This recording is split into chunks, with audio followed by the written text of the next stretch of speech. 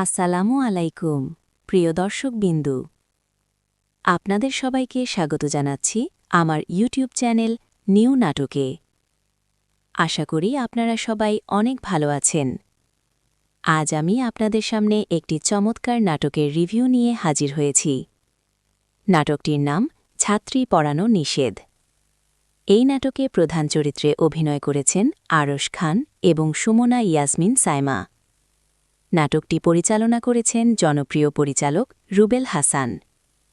শুরুতেই বলে রাখি, এই নাটকটি শুধু বিনোদনের জন্য নয়, বরং আমাদের সমাজের একটি গভীর সমস্যার কথা বলে। গল্পের শুরুতে দেখা যায় আরশ খান একজন অত্যন্ত সিরিয়াস এবং নীতিবান গৃহশিক্ষক। তিনি তার ছাত্রী সুমনা ইয়াসমিন সাইমাকে পড়াতে যান। সেখানে ছাত্রীর দুষ্টুমি এবং পড়াশোনায় ফাঁকি দেওয়ার কিছু মজাদার দৃশ্য আমরা দেখতে পাই। তবে গল্পের মোড় ঘুরে যায় যখন সুমনা ইয়াসমিন সাইমা তার প্রিয় শিক্ষক আরশ খানকে ভালোবেসে একটি চিঠি দেয়। এই চিঠির ঘটনাকে কেন্দ্র করে পরিবারে এবং সমাজে বড় ধরনের বিশৃঙ্খলা তৈরি হয়। শিক্ষক ও ছাত্রীর এই সম্পর্ককে সমাজ সহজভাবে নিতে পারে না, কিন্তু পরিস্থিতির চাপে পড়ে শেষ পর্যন্ত আরশ খান এবং সুমনা ইয়াসমিন সাইমা বিবাহবন্ধনে আবদ্ধ হন। নাটকের দ্বিতীয় অংশে আমরা দেখতে পাই এক ভিন্ন বাস্তবতা। বিয়ের পর আরশ খান যখন অন্য একটি ছাত্রকে পড়াতে যান, তখন উঠে আসে জিপিএ 5 পাওয়ার অসুস্থ প্রতিযোগিতার গল্প।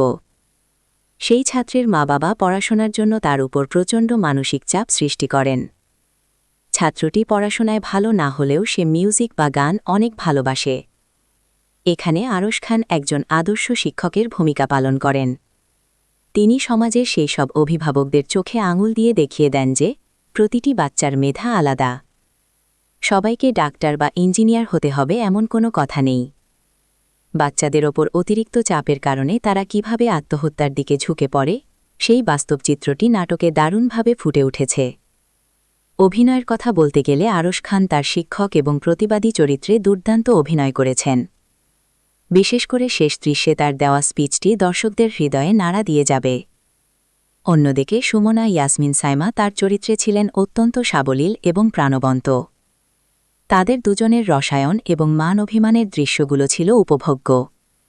নাটকটির ব্যাকগ্রাউন্ড মিউজিক এবং মেকিং ছিল খুবই উন্নত মানের। আপনারা যারা পরিবার নিয়ে দেখার মতো একটি সুন্দর এবং শিক্ষণীয় নাটক খুঁজছেন, তাদের জন্য এটি সেরা পছন্দ হতে পারে। নাটকটি আমাদের শেখায় যে সন্তানদের ওপর নিজের স্বপ্ন চাপিয়ে না দিয়ে তাদের নিজস্ব ইচ্ছাকে প্রাধান্য দেওয়া উচিত।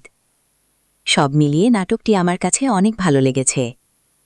আপনাদের কাছে কেমন লেগেছে তা অবশ্যই কমেন্ট করে জানাবেন। আজকের মতো এখানেই বিদায় নিচ্ছি, দেখা হবে পরবর্তী কোনো ভিডিওতে। সবাই ভালো থাকবেন, সুস্থ থাকবেন। আল্লাহ হাফেজ।